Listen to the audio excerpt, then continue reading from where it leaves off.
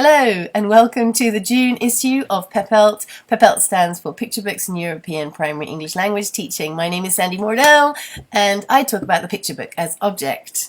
I talk about peritext. Peritext is that which makes a book a book. However, this month is slightly different to the normal months. We are not choosing one book, we are choosing an author, illustrator. Eric Carle will be 90 years old this year. On the 28th of June, he'll be 90 years old. And also, The Very Hungry Caterpillar, one of his most famous picture books, will be 50 years old. In fact, it was 50 years old in March. So we thought, yes, let's focus on Eric Carle.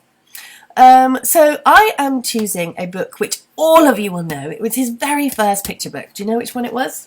It was Brown Bear, Brown Bear, What Do You See?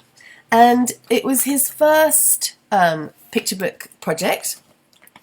Many people think, that that this book was created just by Eric Carle, but no, the words are by Bill Martin Jr., who's no longer with us, and it went through a series of changes over the first 30 years of its life, and I'll talk a little bit about those.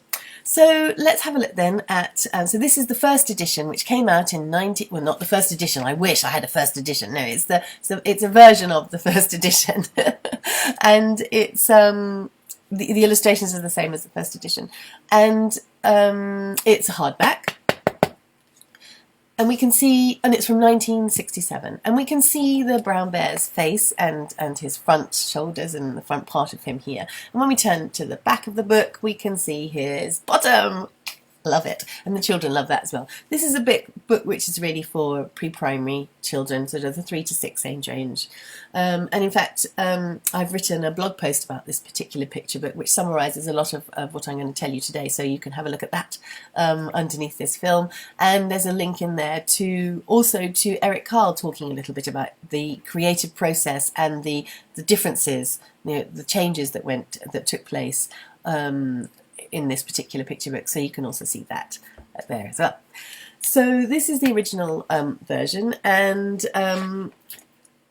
even though there's something different underneath this dust jacket, it's quite a boring different. There isn't a picture. So the children were a little bit disappointed when we shared this one and we take the dust jacket off and it's only red. But we've got a very lovely set of end papers. They're the same on the front and the back. Yeah, and of course, those of you who know the picture book know that this shows the sequence of the colours of the animals, and it's fantastic to return to. Once you've shared the picture book, you return to this. You ask the children, what if they can remember what the colours, what animals were those colours, and then when you begin to share it again on another occasion, always show these end papers so that the children can begin to remember what it is that's going to be seen in the book.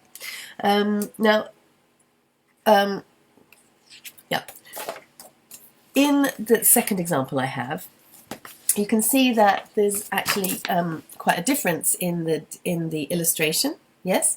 Now in the original illustrations, Eric Carle because he uses collage, so he cuts pieces of paper and sticks them down onto the page and onto the illustration. And on the original, he would use ordinary tissue paper commercial tissue paper that he would buy in a shop, and that he would sort of layer to get different sort of textures or different colours and shades. It's quite evident here with the bird and with the duck, yeah, and with the horse as well, yeah. Then in later illustrations, when he had to redo those because they began losing quality, and he had to redo them, and also Bill Martin Jr. actually changed some of the words, and he was still using his commercial tissue paper, but he began to do a lot more drawing on the illustrations. So you can see here the sketchy bits of yeah. It's quite different. Yeah. My favourite is, where is it? There it is. My favourite's the sheep, because it's all swirly whirly.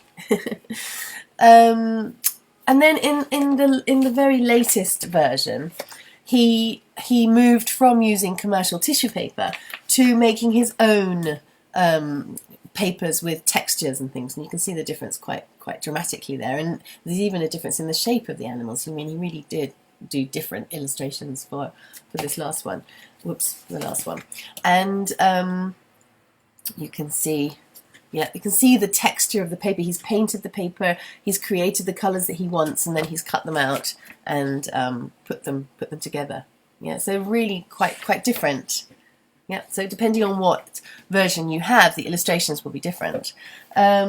Also, in those end papers that I showed, I don't know if you noticed, but there was a little red bird here on that first edition.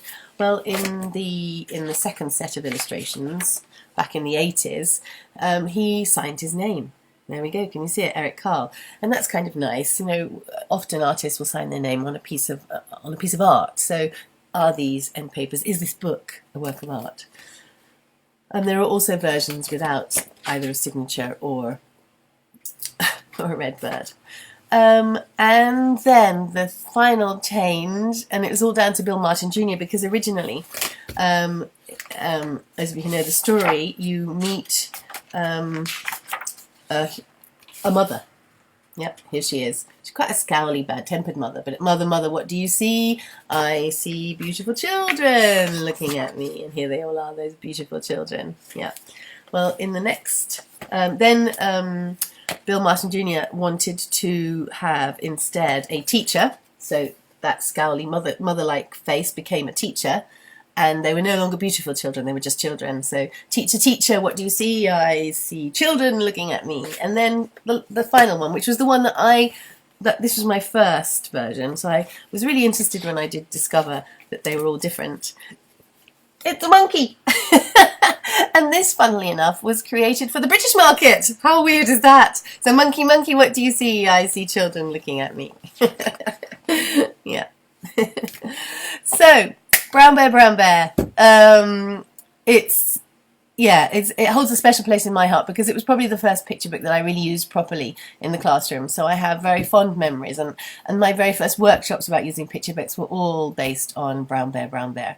And it's really interesting when you look at its history, and it's 52 years old. It's pretty amazing. And Eric Carle will be 90 this month, and that's pretty amazing as well. He has done a lot and will hopefully continue doing a bit more. So, enjoy our month around Eric Carle. If you want to share your favourite Eric Carle books, because I'm sure that you've got them, do send us a message on the Facebook page. And yeah, thank you for joining us. Bye-bye.